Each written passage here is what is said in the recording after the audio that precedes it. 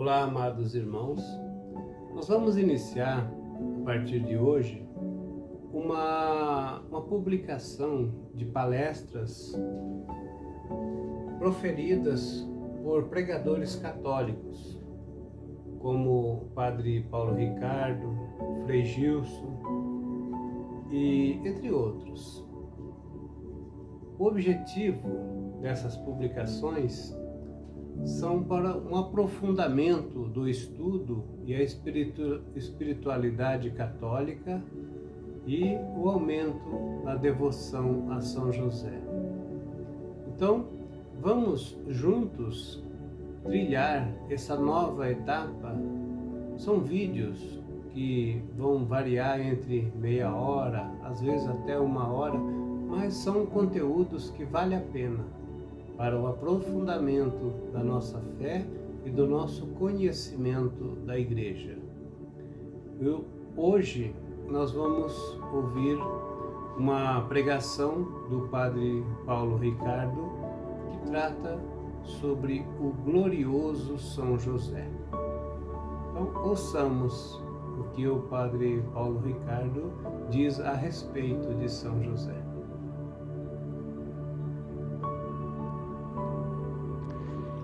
Em nome do Pai, do Filho e do Espírito Santo. Amém. Inspirai, Senhor, as nossas ações e ajudai-nos a realizá-las, para que em vós comece e para vós termine tudo aquilo que fizermos por Cristo, Senhor nosso. Amém. Santa Maria, Mãe de Deus, rogai por nós. Glorioso São José, rogai por nós. Em nome do Pai, do Filho e do Espírito Santo. Amém. Muito bem, bem-vindos ao nosso programa ao vivo. E estamos aí na novena de São José, né? Nosso pai, patriarca, protetor da igreja, né? Aquele que cuidou da Sagrada Família. E nós gostaríamos de iniciar aqui, é quase que um tira-gosto de um curso que já faz tempo que eu gostaria de fazer para vocês. Um curso de Josefologia, ou seja, um curso a respeito da teologia de São José.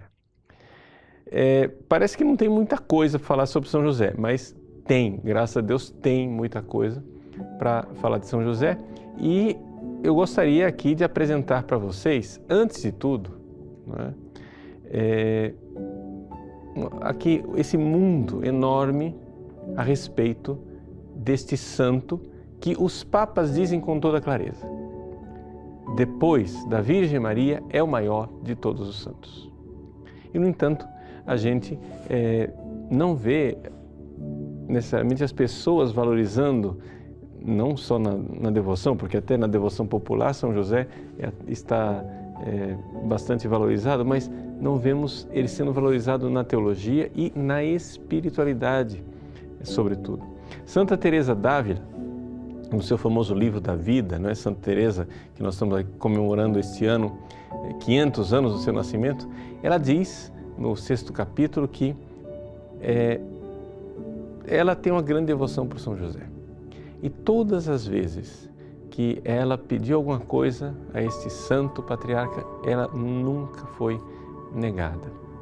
E não somente isso, a coisa mais impressionante que Santa Teresa d'Ávila diz a respeito de São José é que ele é o mestre da vida interior. Ela diz assim, se você não sabe rezar, e se você não tem alguém que te ensine, não tem um diretor espiritual, São José vai ensinar você a rezar. É uma experiência de uma mística, ela quem está atestando, né? Ela quem está testemunhando, nós então só nos abrimos a este glorioso patriarca, né? Nosso Pai e Senhor São José. Terror dos demônios, ele que foi o protetor da Sagrada Família. Bom, começamos e para começar nós temos que dar então material para vocês estudarem, para vocês entenderem que a coisa é realmente muito, muito, muito, muito ampla. Veja, o livro mais completo a respeito da teologia de São José é um livro em inglês, né? O livro já tem a sua idade, né? Ele foi publicado em 62, ali na abertura do Concílio Vaticano II, é um livro escrito por um jesuíta chamado Padre Francis Filas, F-I-L-A-S. Infelizmente, está fora do prelo, ou seja, não se vende mais. Você pode encontrar aí em um sebo, alguma coisa, mas, sem dúvida alguma, é o livro mais completo que eu já encontrei, né? Acessível, digamos assim. Joseph, the man closest to Jesus. José, o homem mais próximo de Jesus. The Complete Life, Theology and Devotional History of Saint Joseph. A vida completa, teologia e história devocional de São José.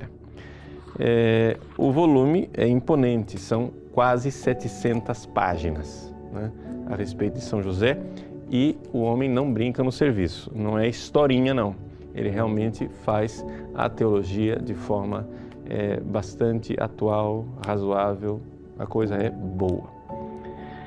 Bom, no entanto, é evidente, como eu acabei de dizer, difícil acesso para comprar.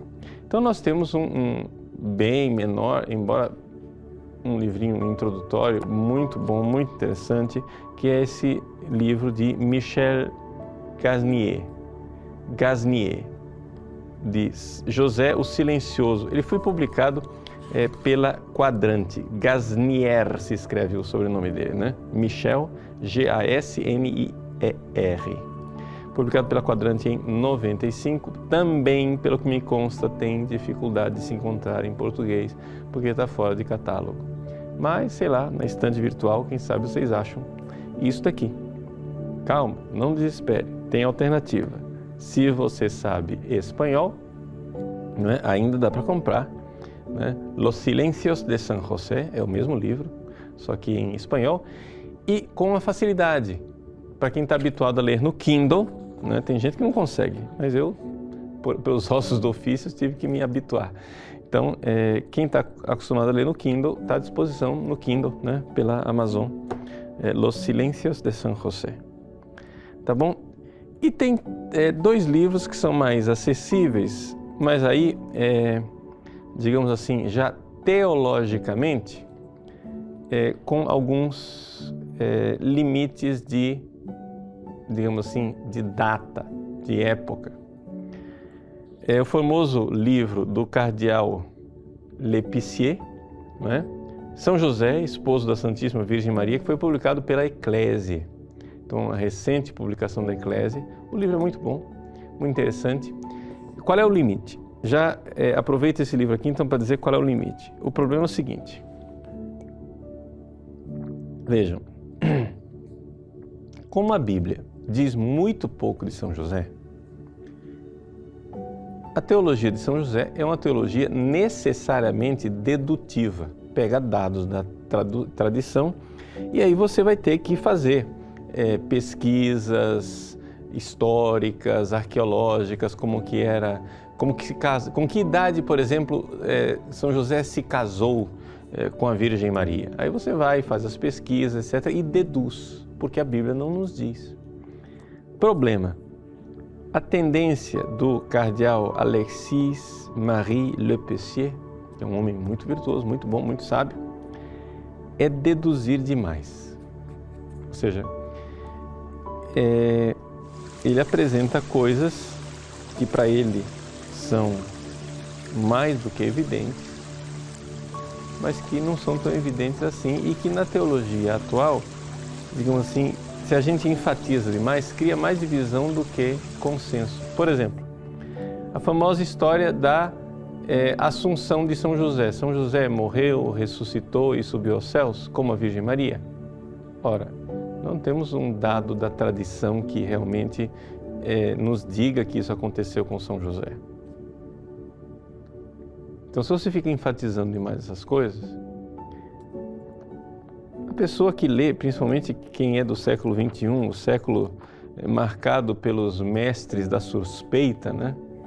Você termina dizendo, tudo bem, mas acho que ele está carregando nas tintas. Então, assim, não que o que ele diz seja errado. Não é errado. É a opinião teológica dele. Porque nós temos que diferenciar entre aquilo que é o dogma de fé e a teologia. E aqui nós estamos falando da teologia de São José, né? A reflexão teológica a respeito de São José. Então, a gente precisa de uma coisa talvez mais moderada, mais palatável, né, para as pessoas. Então, talvez não seja o caso das pessoas iniciarem por aí, porque pode achar que ele pega meio pesado nas conclusões dele.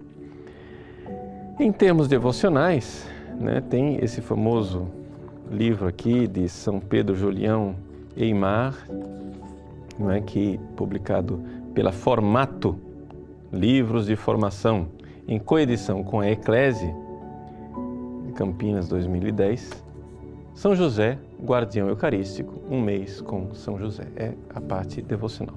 Aqui nós temos então uma base, digamos assim, para bastante leitura.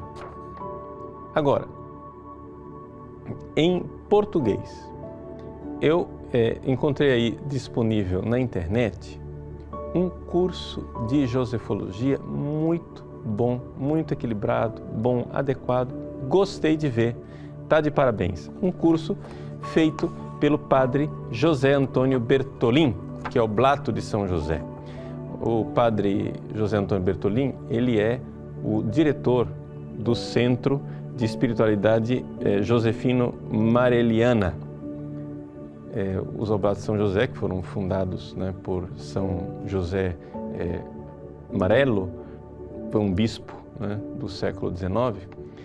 Eles então têm essa espiritualidade josefina de São José.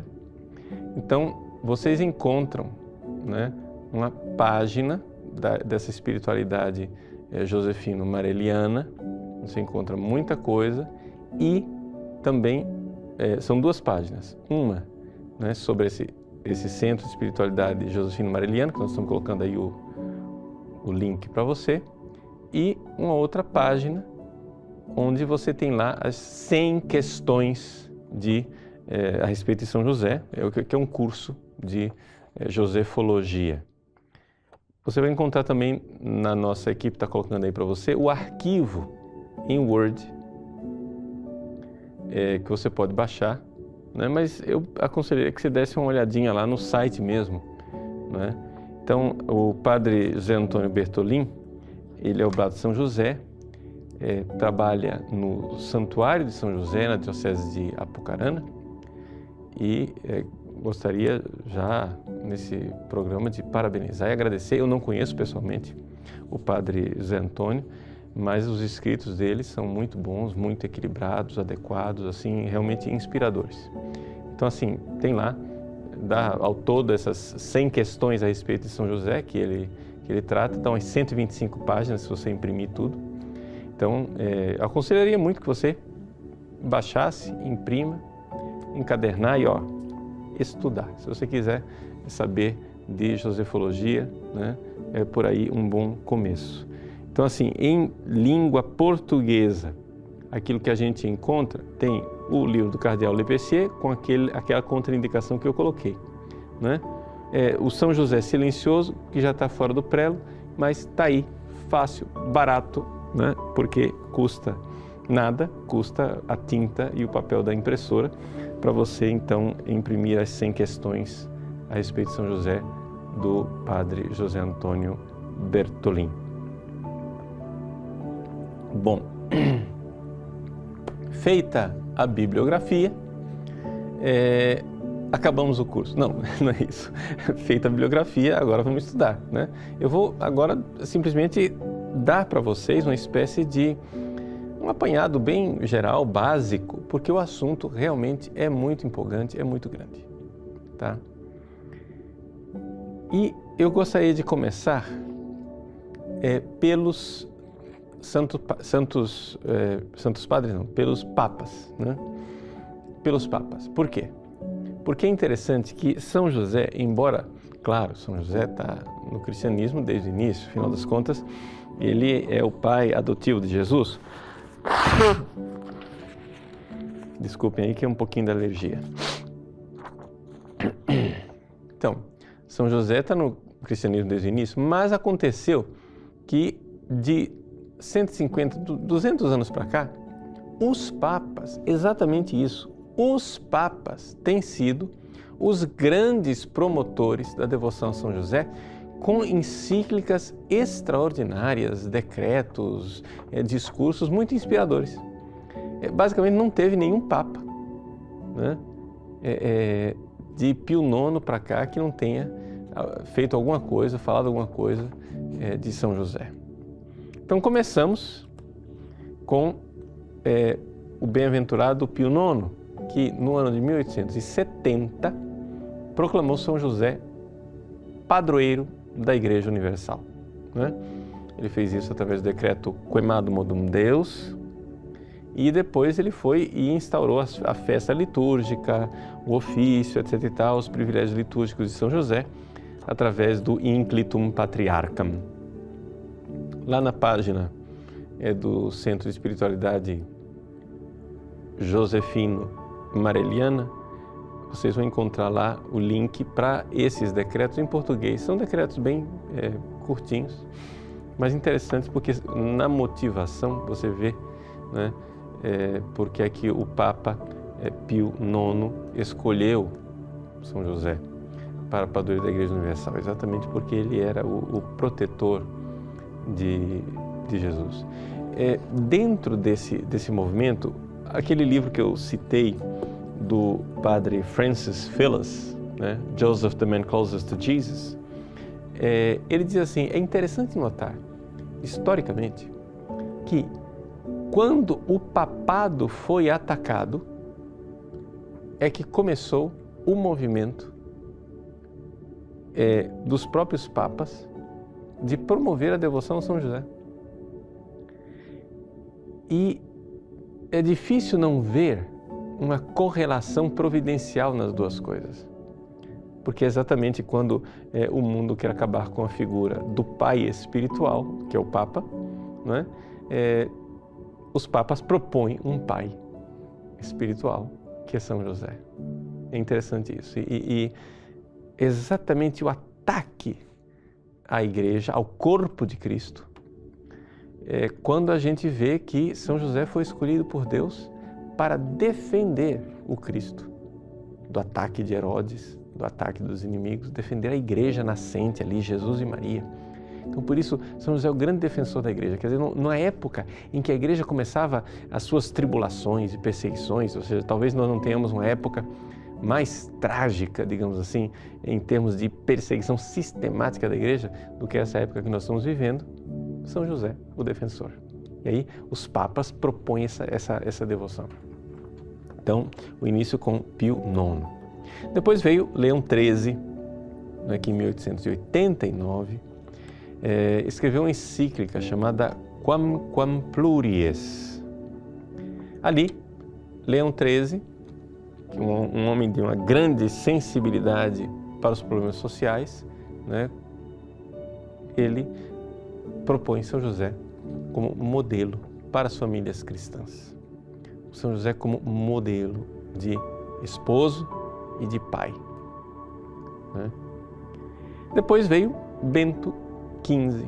A Igreja estava saindo da Primeira Guerra Mundial e Bento XV, no seu moto próprio Bonum Sane, em 1920, exaltou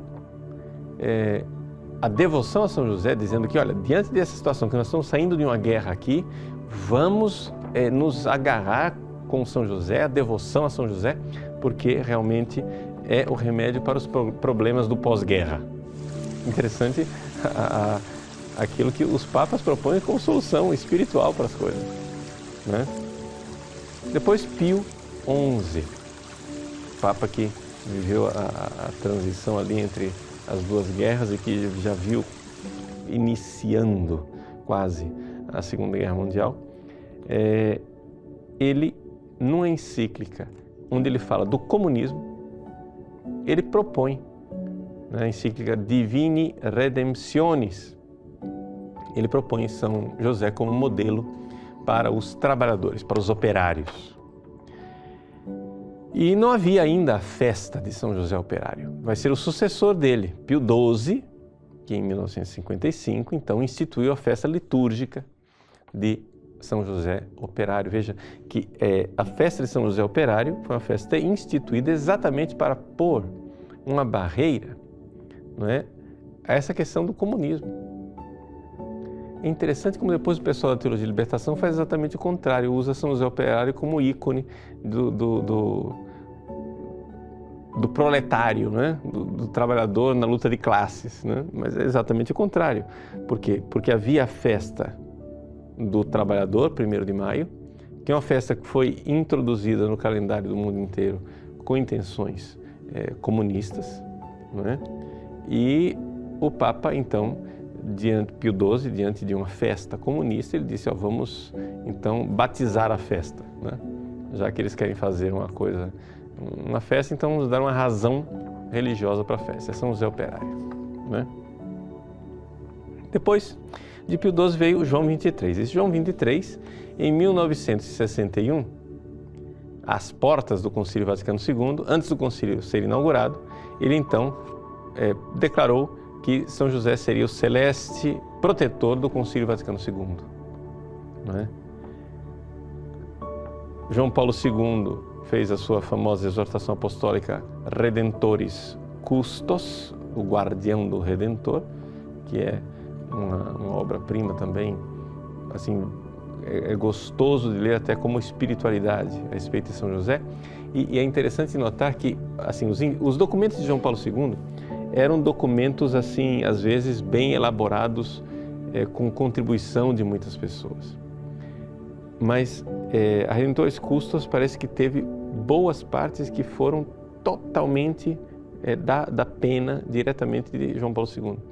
Porque eu me lembro, eu estava em Roma, quando foi publicada a exortação apostólica, e eles colocaram na página do Observatório Romano o manuscrito em polonês. O Papa, né, ali, as palavras iniciais, etc. e tal, o Papa lá em polonês, colocaram a foto do manuscrito em polonês. É claro que Bento XVI, sendo Joseph, né, Joseph de batismo, tinha uma grande devoção a São José também ele, e foi ele quem preparou a introdução do nome de São José nas 3 orações eucarísticas que nós temos depois do Vaticano II. João XXIII, né, introduziu, antes do Vaticano II, o nome de São José no cânon romano. E então, anos depois, né, 50 anos depois, Bento XVI quis introduzir São José nas outras orações eucarísticas também, porque faltava o nome dele lá. E então deu início a tudo. O cardeal Canizares já tinha feito lá os decretos, mas aí veio a renúncia de Bento XVI e o Papa Francisco, também grande devoto de São José, foi quem assinou o decreto. Então, a partir de 2 anos atrás, né, de maio de 2013, nós temos São José nas 3 orações eucarísticas também. Tá joia? Então, assim, veja, esse apanhado é extraordinário, ver os papas todos, assim, devotos de São José. O Papa Francisco tem uma devoção extraordinária por São José e ele mandou trazer de Buenos Aires uma imagem que ele tem de São José dormindo. Né? É uma imagem estranha, né? Assim, que ele não está acostumado a ver São José. A gente vê São José de pé, com o menino. Não, São José lá dormindo. Mas por que São José dormindo? Porque a Bíblia fala de São José sonhando. Era nos sonhos que Deus falava com José. Então, e o Papa tem essa devoção com a imagem de São José, e quando ele tem uma causa, uma coisa para pedir para São José, ele vai colocando bilhetinhos embaixo da imagem, né? Daqui a pouco São José está lá debaixo de uma resma de papel, né? Pois bem, por que eu coloco essa questão dos papas e da devoção? Por que dos papas? Porque esses documentos, né, nos colocam diante da realidade que São José está sendo promovido como realmente um homem importante dentro daquilo que é a devoção dentro daquilo que é a teologia da igreja. Alguns pontos bem básicos para a gente entender a respeito de São José. Bom, primeira coisa, o relacionamento de José com Maria, não é? Algumas pessoas, né, erradamente, querendo proteger a virgindade de Maria, não gostam de falar de São José como esposo, mas é exatamente esse o título que mais digamos assim, que é a base de todas as outras coisas a respeito de São José. Ou seja, é o esposo. Perdão.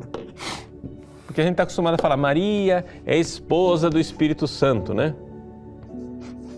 Tudo bem, mas o que acontece é o seguinte, assim, socialmente, realmente, verdadeiramente, né, não metaforicamente, mas realmente ela era esposa de José. Isso ninguém tem dúvida disso. Só que essa tendência de diminuir a relação de esponsalício entre Maria e José, ela é uma coisa muito antiga. Se vocês forem ver lá nos evangelhos apócrifos, não é? Tem essa tendência de apresentar São José como sendo um velhinho, né? Um velhinho decrépito de 100 anos, ou seja, um sujeito incapaz de ter relações sexuais. Você vê claramente que o sujeito que escreveu aquele evangelho apócrifo, ele quer o quê? Ele quer provar a virgindade de Maria, ele tem boas intenções, né, para provar a virgindade de Maria. No entanto, o padre José Antônio Bertolin, ele argumenta, dizendo assim, veja, ele traz os argumentos que foram surgindo a partir do século XIV, dizendo o seguinte, bom, se São José era um velho decrépito, então, incapaz de gerar um filho, então não adiantou nada. Porque se ele era um velho decrépito, incapaz de gerar filho, Maria gerou aquele filho a partir de quem? Então, não adiantou nada. Jesus é um filho adulterino, espúrio, um filho sem pai, porque se ele era um velho decrépito, quem que era o pai da criança? Então é evidente que pela própria Bíblia, não é possível que São José tivesse uma idade em que ele já estivesse fora da sua possibilidade de gerar filhos. Então ele não tinha 100 anos de idade, ele não era um velho já, vamos dizer a palavra, né, impotente. Não era isso, nada disso. Então se começou a argumentar, São José tinha a idade do sábio, etc e tal, ele tinha 30 anos, ele tinha 40, ele tinha 50. O fato é o seguinte, se nós formos olhar, né, os dados que nós temos hoje a respeito da sociedade na época de Jesus, as pessoas se casavam muito cedo. Portanto, se nós formos colocar dentro do conhecimento histórico que nós temos hoje, a Virgem Santíssima, ela se casou mais ou menos, tinha de 12 a 14 anos. Esta era a idade na qual as meninas se casavam naquela época. Por quê? Porque aquela sociedade lá não era doente como a nossa, que tem medo de ter filhos, né? Aquela sociedade lá, eles acreditavam o seguinte, que ter filho é uma graça de Deus. Então, a menina começou a poder ter filhos, então tem que começar quanto antes, porque o tempo é curto, vamos ter filhos, porque é coisa importante, coisa boa, né? Então, isso os dados sociológicos e históricos que nós temos.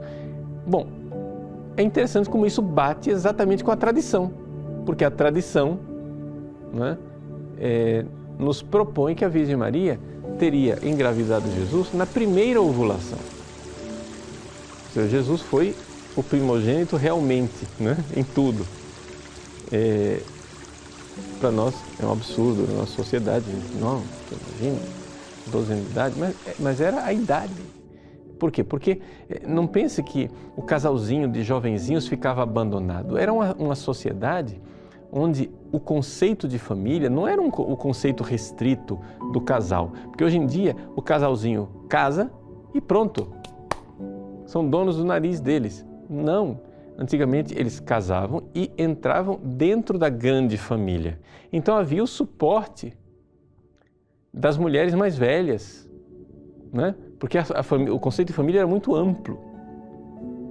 Diante desse dado, a idade dos rapazes era por volta de 16 a 18 anos. Né?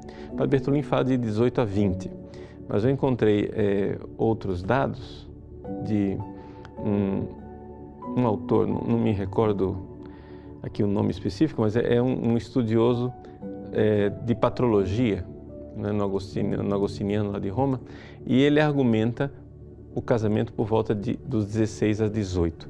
Então, se nós imaginarmos esse casal joveníssimo, né, ou seja, Maria com 12, José com seus 16,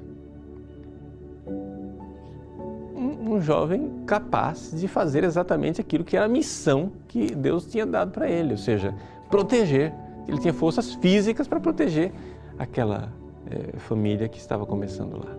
Mas não somente físicas. José foi agraciado por isto. E por que é que nós podemos deduzir as grandes graças que tinha São José? Porque acontece o seguinte, veja, quando você vai fazer, você tem, vamos supor, algo para guardar. Eu vou guardar o meu carrinho de pipocas, né? Então tudo bem, você pode passar uma corrente, colocar um cachorrinho ali que cuida, você não precisa de um grande aparato para guardar um carrinho de pipoca, afinal de contas um carrinho de pipoca não vale muita coisa. Mas se você vai guardar o banco central, onde é produzida a moeda do país, bom, aí você precisa, né, de um exército, precisa de uma coisa assim potente. Bom, Deus vai e entrega a guarda, né? Título da exortação de João Paulo II, Redemptoris Custos. Custos quer dizer o guardião do Redentor. Ele guardou o Redentor. Se você vai entregar a guarda do Redentor e da Virgem Maria, as duas pessoas mais preciosas da história da humanidade, você entrega para que São José guarde, bom, é evidente que você tem que dar a São José um poder espiritual. Por isso São José é sim poderoso espiritualmente, porque ele tinha uma missão espiritual. Ele recebeu essa missão. E portanto, quando Deus dá a missão, ele dá as graças para cumprir a missão. E é por isso que São José é conhecido como terror dos demônios.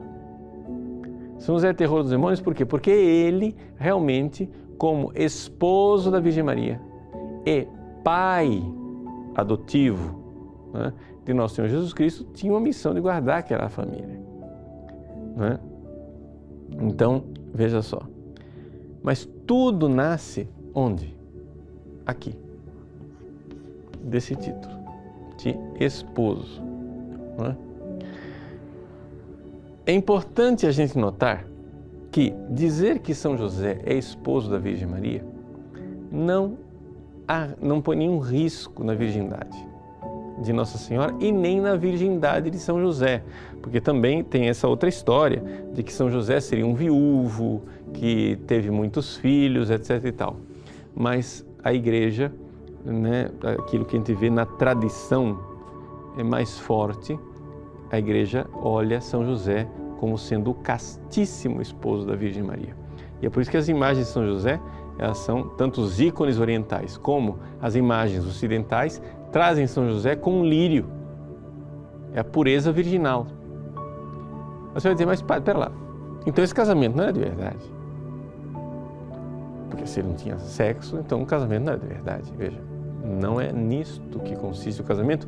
E inclusive isto serve como modelo para os casais.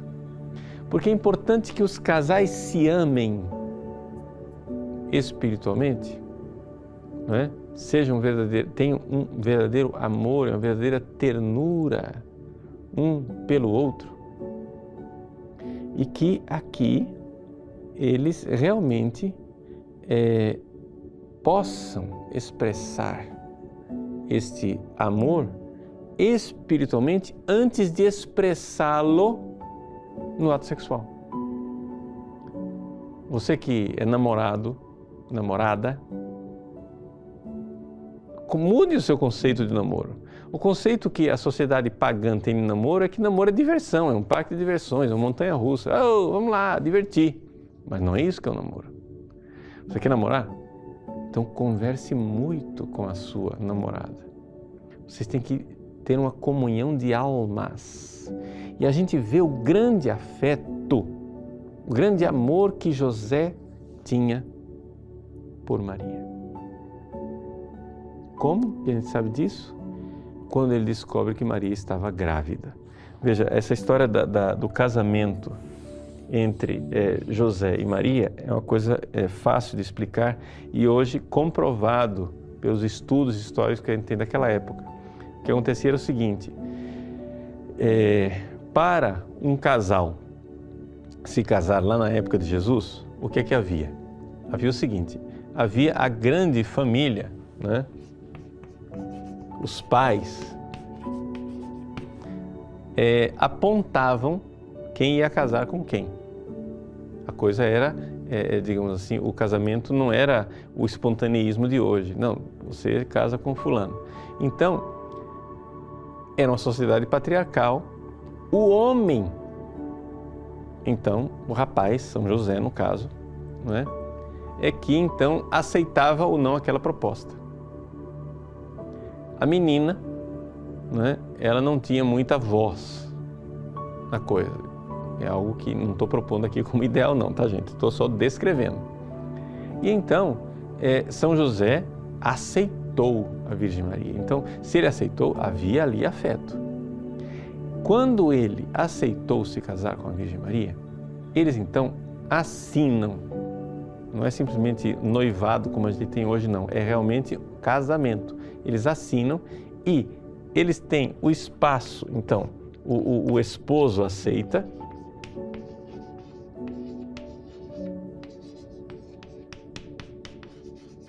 Aí tem o espaço de 1 ano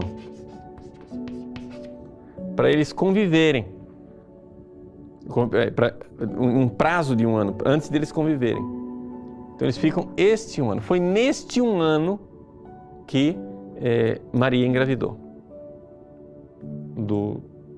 de Deus, de uma intervenção do Espírito Santo, não tem nada, não houve sexo nenhum, um grande milagre. O pessoal diz assim, mas como?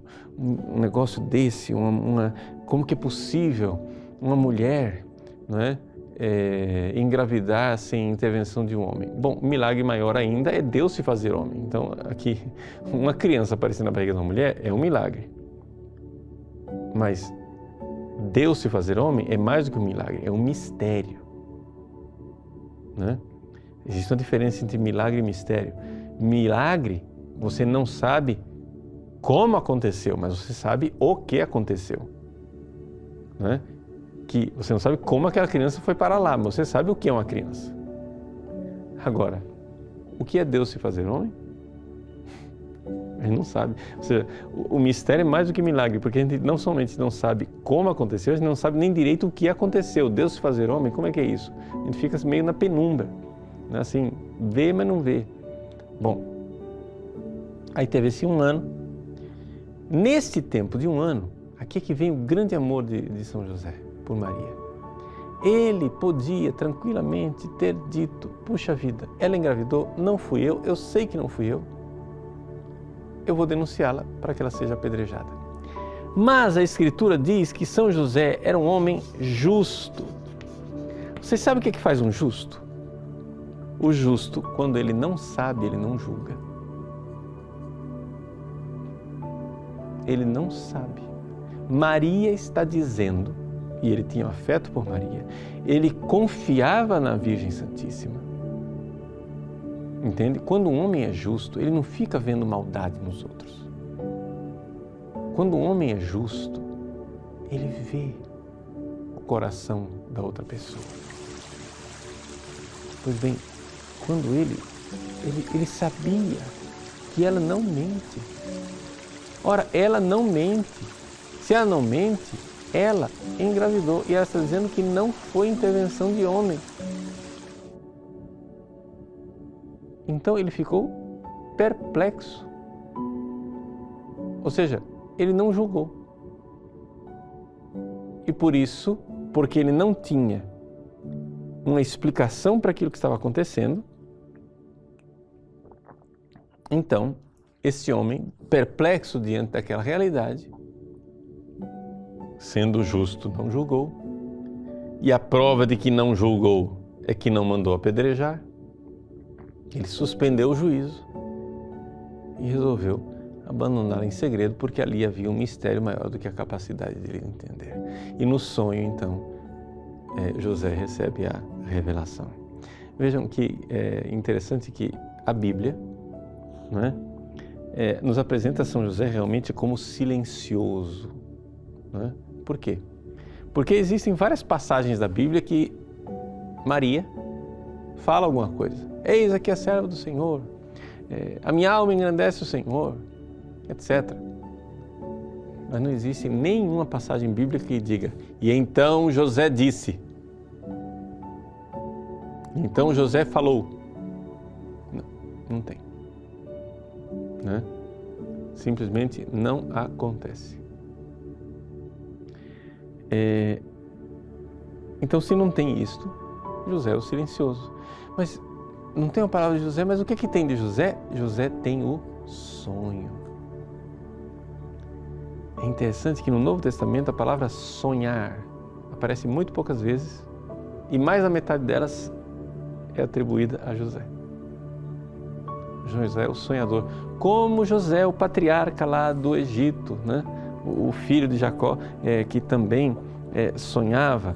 Nos documentos papais modernos, nós temos a Quemad Modum Deus, de Pio IX, né?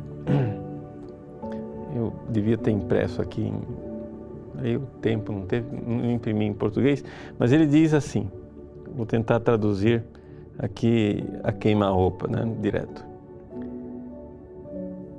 Assim como Deus Todo-Poderoso apresentou José, filho do patriarca Jacó, e o colocou sobre todas as terras do Egito, e lhe deu o trigo, o alimento para o povo, para que na plenitude assim também, na plenitude dos tempos, Deus, né,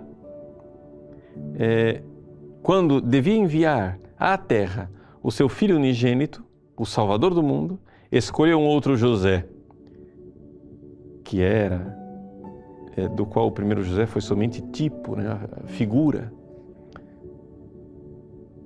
ao qual ele fez senhor e chefe de sua casa e dos seus bens, como guardião dos seus maiores tesouros. Tem esse paralelo entre São José e José do Egito, né? É uma coisa que as próprias encíclicas papais já fazem constantemente, porque São José, José do Egito, no momento da penúria, etc. e tal, salvou o povo. Agora José, no momento da penúria do povo de Deus, nessa situação de tribulação que nós vivemos da igreja atual, é ele também. Ite ad Yosef, né? Ide a José, disse o faraó. Vocês estão passando fome, acabou o trigo, vem agora o tempo das 7 vacas magras, ide a José. Então a devoção a José é importantíssima no tempo das vacas magras, é importantíssimo nos tempos de crise, né? Porque como José do Egito guardou o povo de Israel no passado, agora o novo José guarda o povo de Deus nascente ali, a pequena igreja, Maria e Jesus, mas também o povo de Deus, que hoje é espalhado pelo mundo inteiro, é a Santa Igreja. Então, São José realmente tem esta grandeza, né? Outro ponto importante, falei um pouco, né, de tudo. Outro ponto importante é o relacionamento de José com Jesus, com o Verbo. Eu quero salientar umas coisas que pouca gente pensa, que é o seguinte. Veja, nós sabemos, Jesus,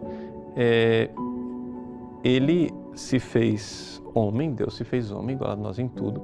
Agora nós sabemos que se Ele era igual a nós em tudo, Jesus tinha também que desenvolver a sua masculinidade. Portanto, Jesus tinha um pai. Veja, não estou falando aqui pai biológico, porque José não fecundou. Ele não é o pai biológico de Jesus. Mas acontece que uma criança, para crescer harmonicamente, ela precisa de um pai e de uma mãe. Nenhum preconceito contra as famílias monoparentais, só tem o pai, só tem a mãe.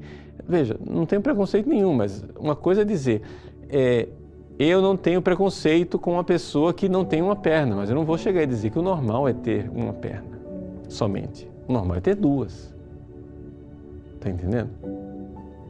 Não tenho nenhum preconceito para os filhos que só tem um pai ou só tem uma mãe. Não se trata de preconceito, só trata de dizer, olha, a natureza das coisas, tá?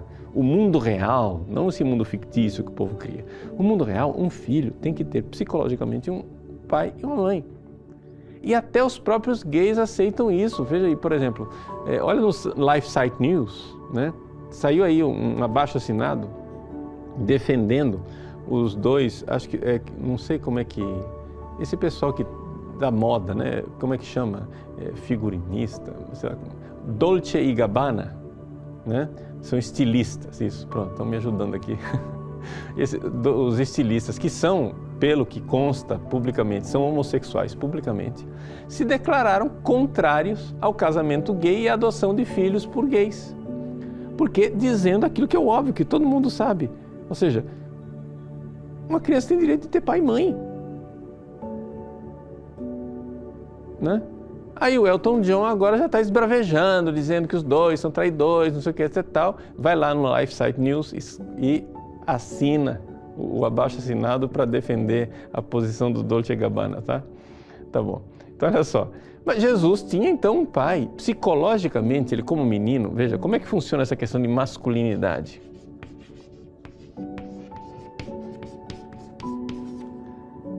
Não é? A criança, ela nasce, seja homem, seja mulher, nasce mais unida à mãe, porque é a mãe que tem o útero, é a mãe que dá o colo, é a mãe que amamenta. Não é? Isso não é um preconceito, uma construção social.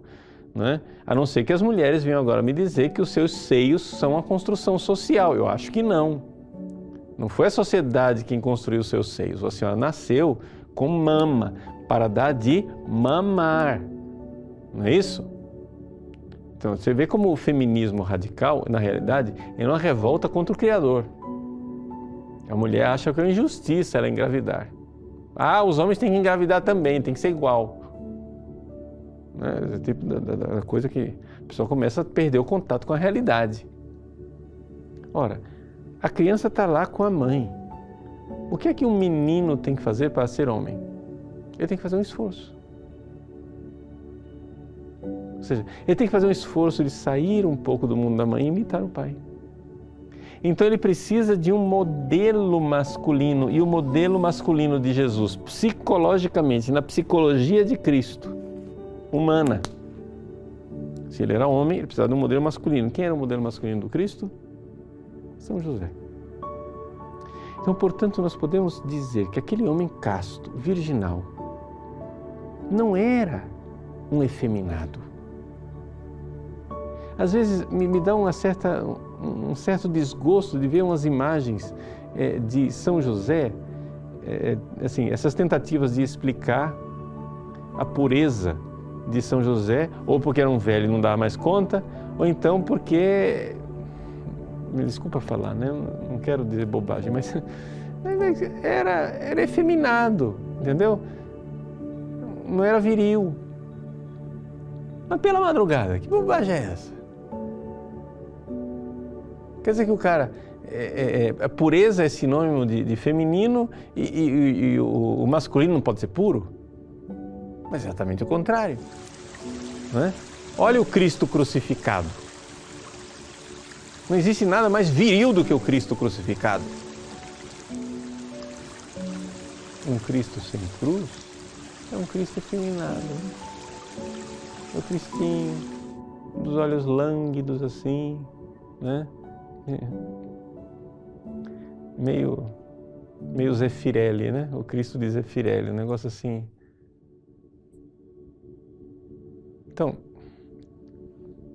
Cristo crucificado é muito másculo. Onde é que veio, né, essa realidade, essa capacidade de pegar o chicote no templo, ser viril, proteger a casa do Pai, o zelo da casa do meu Pai me consome, né? São José. Então vejam que a masculinidade, a virilidade, ela não é algo que não orna com a castidade, é exatamente o contrário.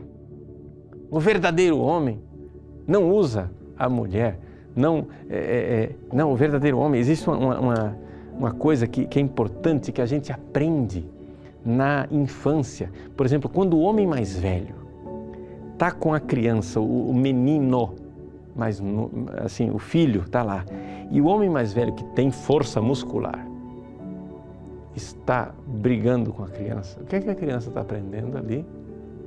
Está aprendendo que aquele homem muito mais forte sabe conter a sua força para não machucá-lo. Então, você está lá brincando de soquinho, etc e tal, de repente a criança vai e dá um murro forte para machucar. O homem mais velho diz, não faça isso, e faz ela sentir que ele tem força, que ele está controlando para não machucar, e que a criança que está se desenvolvendo, aquele menino que está se desenvolvendo, né, cheio de testosterona, agitado, etc e tal, tem que também controlar a sua força. Isso é uma das capacidades, uma das realidades assim mais masculinas, essa capacidade de ter força, mas saber contê-la para proteger a mulher, para não machucá-la. Faz parte do cavalheirismo, mas faz parte também do cavaleiro. Não somente o cavalheiro, mas o cavaleiro cristão medieval, que vai lá e sabe dar a vida para salvar a sua família. Mas é também o cavalheiro, o homem gentil, que sabe também dar lugar para a mulher sentar, sabe protegê-la para que ela não ande na beira da calçada, mas ande resguardada, dá a possibilidade, desce na escada por primeiro, né, na frente dela, para que se ela cair, ele a segura. Essas gentilezas da etiqueta é masculina do homem que sabe proteger, né? Então, essa realidade do masculino, que foi Jesus também, né, aprendeu isso de José. Mas, teologicamente falando, eu estou fazendo assim, estou pincelando, dando pinceladas, coisas interessantes a respeito de São José, mas não estou assim aprofundando sistematicamente, teologicamente, como eu deveria. Mas o relacionamento de São José com o Verbo encarnado, com Jesus, é daí que brota todos os privilégios de São José. Por quê? Porque, afinal das contas, José é a única criatura neste mundo que recebeu um título que só pertence propriamente a Deus, né? O Papa Bento XVI, quando foi ao Camerun, ele fez um discurso lá falando aos sacerdotes e falou de São José. E quando ele falou de São José, ele disse assim, olha, está escrito na Sagrada Escritura, a ninguém chameis de pai, a não ser o Pai do céu. Mas é exatamente esse Deus Pai, do qual vem toda a paternidade, que na sua gratuidade amorosa distribui essa paternidade também a pessoas aqui na Terra para que participem da sua paternidade. E o sacerdote é assim. Então, São José como modelo de homem que participa da paternidade divina. Porque ele é o homem que, por antonomasia, recebeu o título de pai de Jesus. E Jesus chamava José de pai. E a prova de que Jesus chamava José de pai é que no Evangelho de Lucas, quando Jesus se perde no templo, a Virgem Santíssima olha para Jesus e diz: eu e o teu pai te procurávamos. E aí Jesus responde: não sabias que devo estar na casa do meu pai, com P maiúsculo? Então ali a gente vê que existe o pai verdadeiro, que é o pai do céu, e aquele pai, né, que cumpria a função de pai, derivada, né? Então, assim, essa realidade de servir ao Cristo. Como São José tem os seus privilégios que derivam do Verbo encarnado para servir o Cristo. E exatamente essa relação de São José com Maria, essa relação de José com Jesus, é que gera a relação de José com a Igreja. Né? Nós, Igreja, podemos então confiar em São José, exatamente porque nós somos o corpo de Cristo, ele recebeu a missão. Uma vez que Deus dá uma missão, ele não retira. São José no céu continua protegendo o corpo de Cristo, que é a Igreja. Por isso ele é o patrono da Igreja Universal, da Igreja do mundo inteiro. Né? Um último ponto para a gente tratar as coisas por inteiro, não é a questão de vermos que José também teve uma morte maravilhosa. Nós sabemos que São José morreu antes do início da vida pública de Jesus. Porque durante a vida pública de Jesus se refere a José simplesmente como uma memória, é o filho do carpinteiro. E até lembram isso com um certo desprezo.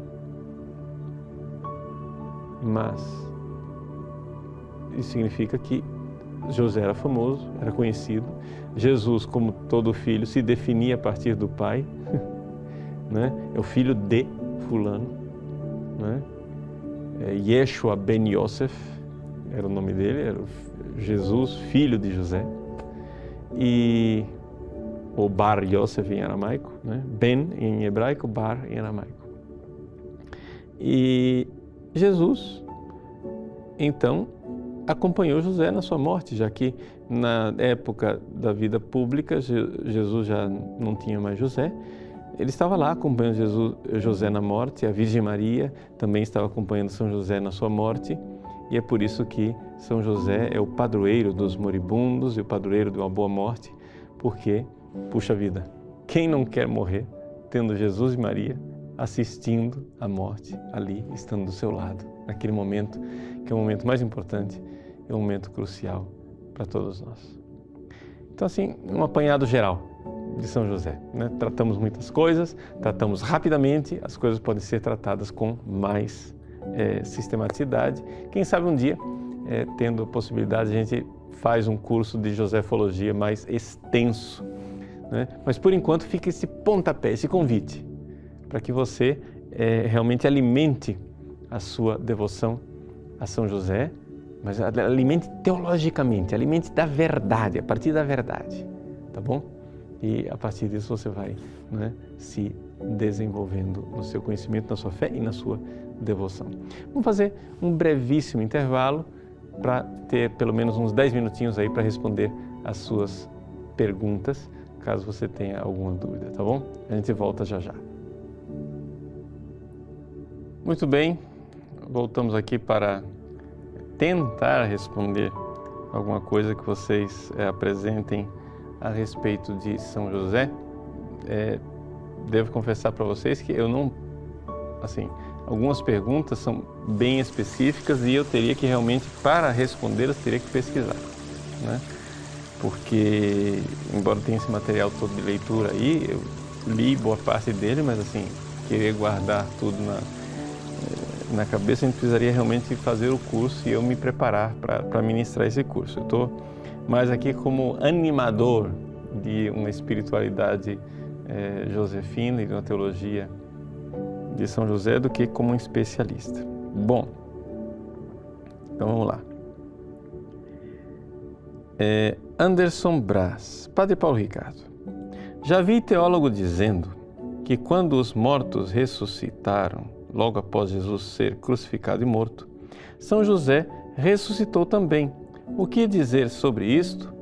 Então veja, de fato, Anderson, existe esta tese. Como eu lhe disse, quando a gente falava do livro do cardeal Lepessier, né, eu disse, são deduções, não é? Ou seja, que São José então teria ressuscitado e subido aos céus. E qual é o maior argumento a respeito desta hipótese de que São José ressuscitou? Bom, o maior argumento que, pelo menos a minha, o que é o mais convincente, digamos assim, embora eu ainda esteja em suspensão de juízo, eu não tenho uma posição pessoal sobre isso, se São José ressuscitou ou não ressuscitou. Eu vejo que tem as duas hipóteses, as duas me parecem razoáveis. Mas, ou seja, primeiro é razoável que ele tenha morrido, pronto, acabou, né? Por quê? Porque a gente nunca ouve falar dessas coisas, de que São José ressuscitou. Não existe dogma disso. Embora o Oriente, né, tenha acolhido essa realidade da ressurreição e a assunção de São José. Mas aqui no Ocidente é uma coisa que raramente se ouve falar. Só quando eu fui estudar Josefologia que eu comecei que eu ouvi falar pela primeira vez. Nossa, nunca ouvi falar que São José ressuscitou. Então o cardeal Lepessier, ele fala da possibilidade de São José ter ressuscitado, e o argumento mais convincente é a ausência do túmulo de São José. Cadê? Ou seja, como é possível que a igreja que venera o túmulo dos apóstolos, de todos os santos, né? Nós cristãos veneramos os túmulos. E São José? Cadê o túmulo de São José? Cadê as relíquias de São José? Né?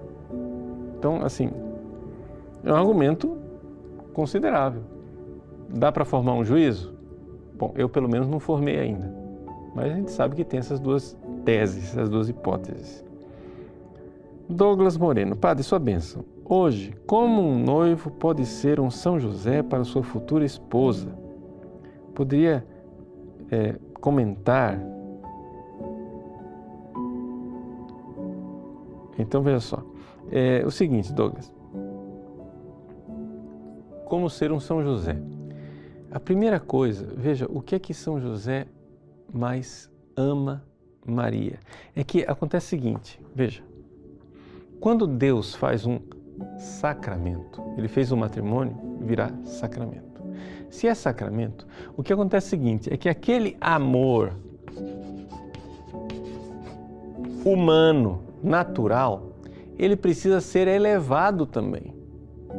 Se o matrimônio natural foi elevado em sacramento, então a realidade do amor precisa ser elevado em caridade. E o que é a caridade? A caridade é uma espécie de amor, e é o amor por excelência, que é o amor em Cristo, o amor em Deus.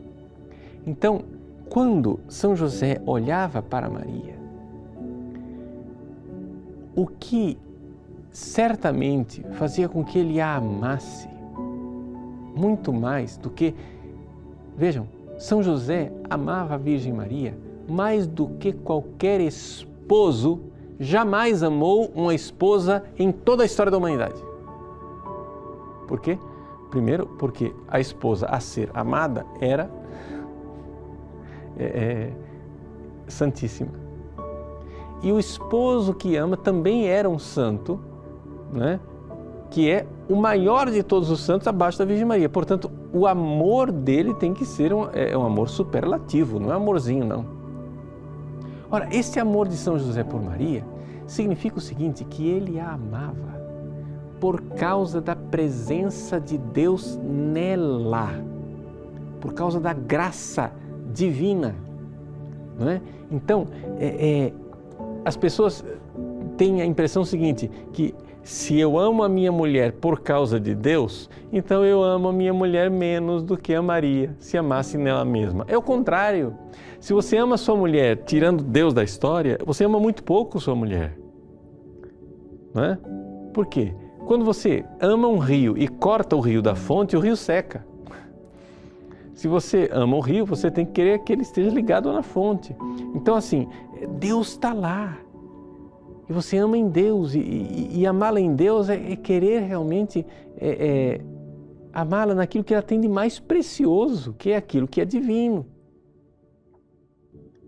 Então, São José amava Maria de forma extraordinária, de uma forma, né, mesmo assim, a gente pode usar a palavra divina, porque a caridade é um dom divino. Então, o amor deles não era menor, era maior. Porque veja, quando uma pessoa não peca, a capacidade de ela amar, de ela ter afeto, de ela ter sensibilidade é maior, não menor. É maior. Não é? Ou seja, o pecado ele embota os nossos sentidos, ele torna, a gente fica meio dormente, meio lerdão, a gente não é capaz de... Veja, uma pessoa que vamos pegar uma coisa simples, não tem nada a ver com São José e com a Virgem Maria aqui, mas vamos pegar, quando uma pessoa faz sexo, e faz sexo com amor, com santidade, com afeto, aquele sexo é prazeroso. Muito mais do que uma pessoa que cai no pecado. Porque quando a pessoa vai pecando, o sexo fica menos prazeroso. Isto qualquer pessoa é capaz de acessar essa realidade e ver que é assim mesmo. Eu tenho 22 para 23 anos de padre no confessionário, a gente vê que é isso. A pessoa começa a fazer sexo por raiva, por revolta, por tantas coisas, por frustração, mas menos pelo prazer. Porque se chega realmente ao absurdo do sexo sem prazer. Porque você vai ficando embotado, você vai ficando dormente. Né? As pessoas acham que esse negócio é infinito. Eu vou sentindo prazer. Não, mas esse negócio é como a cocaína, é como qualquer droga. Né? No início você tem um high, nossa, uau! Né? Depois você vai... Até para você levantar da cama de manhã, você precisa de cocaína, porque você está tão para baixo que não tem prazer nenhum. Então aquilo vai virando uma coisa destruidora. Então quando a pessoa é virtuosa, santa, ela sente mais, os afetos dela são mais intensos. Então São José amava Maria de uma forma extraordinária. Né? Então aqui é essa a realidade. O Natalino Ueda. Natalino aqui, gente. Tudo bom, Natalino? Que bom ver sua visita aqui no site. Padre Paulo Ricardo, como conciliar a devoção a Nossa Senhora com a devoção a São José? É fácil, Natalino, olha só. São José é o maior devoto de Nossa Senhora. São José é o chefe dos consagrados a Nossa Senhora. Ninguém amou Maria mais do que ele. Tirando Jesus, é evidente, né? Jesus amava Maria mais do que José, porque Jesus, no final das contas, era Deus. Mas, tirando Jesus, nenhuma criatura amou a Virgem Santíssima mais do que São José. Portanto, a vida dele era totalmente consagrada à Virgem Maria. Se teve um homem que se consagrou a Nossa Senhora, está aí. Então, assim, ele é um modelo de devoção à Virgem Maria. Então, você sendo devoto, né, a São José, não impede. As consagrações, a consagração a São José impede a consagração à Virgem Maria? Não, porque a consagração a São José pode ser instrumento de melhor consagração à Virgem Maria, assim como a consagração à Virgem Maria é instrumento de maior consagração ao Cristo. É simples. Se você acha que a consagração a São José atrapalha a consagração à Virgem Maria, então me explica como é que a consagração à Virgem Maria não atrapalha a sua consagração ao Cristo. Claro que não atrapalha, todo mundo sabe disso. Basta ler o tratado, a gente vê que é exatamente o contrário, porque se você quer ser todo de Cristo, então seja todo de Maria, que ela vai fazer você ser todo de Cristo. Ou seja, a consagração à Virgem Maria, ela é cristocêntrica. É isso que a gente tem que enfatizar isso, porque as pessoas ficam acusando a gente, não, vocês são uns mariólatras. Eu não sou mariólatra, eu sou cristocêntrico. E por que eu sou cristocêntrico? Eu sou mariano. Não é? É a mesma coisa São José. São José não impede absolutamente nada. Não é? Carlos Isaac. Toda vez que penso em São José, me vem uma dúvida. Eu nunca vi ninguém tratar esse assunto. Tem alguma explicação para uma morte tão precoce de São José? Carlos, de fato é um problema, não é? Ou seja, qual teria sido a causa da morte de São José dentro do desígnio divino? E aí as teses, as teorias, as hipóteses, etc., não é? Elas são muitas. O fato é o seguinte, não é? Existe alguma providência divina, alguma realidade, digamos assim, dentro do desígnio salvífico de Deus para a morte precoce de São José. Aí nós podemos indagar teologicamente. Uma, a vivência da morte dentro da família como uma vivência, assim, Jesus que foi igual a nós em tudo e viveu tudo, o que não é assumido não é redimido, então essa vivência da morte dentro da família. Também o fato, a vivência do desamparo de Nossa Senhora, ou seja, a entrega de Jesus, quando Jesus na cruz entrega a sua mãe Maria, ali a João, ali está evidente duas coisas. Primeiro, São José já tinha morrido, porque senão ele não precisava entregar Maria a João. Segunda coisa, Jesus era o único filho de Maria, porque você não entrega a sua mãe a outra pessoa se você tem um irmão para cuidar. A prova da virgindade de Nossa Senhora é João 19. Né? Então, mas esse sacrifício da entrega de Jesus, da sua própria mãe também, desamparada ali. Então, tudo isso assim pode especular, né? São pensamentos teológicos que, no entanto, a gente não tem toda a certeza daquilo que realmente aconteceu. Tá bom? Foi bom estarmos juntos, refletirmos nessa noite a respeito de São José. Quem sabe, dentro em breve, nós teremos um curso de Josefologia no nosso site para complementar, né? Mas antes disso, nós vamos ter que fazer um curso mais urgente, que é o curso de Mariologia, né? Então, assim, está na lista, está na lista dos cursos necessários, tá bom? Deus abençoe, né? Na semana que vem a gente se encontra, se Deus quiser, para mais um programa ao vivo. Rezemos pelo nosso país, nesses momentos tão delicados de manifestações, etc. Que Nossa Senhora Aparecida, São José, abençoe a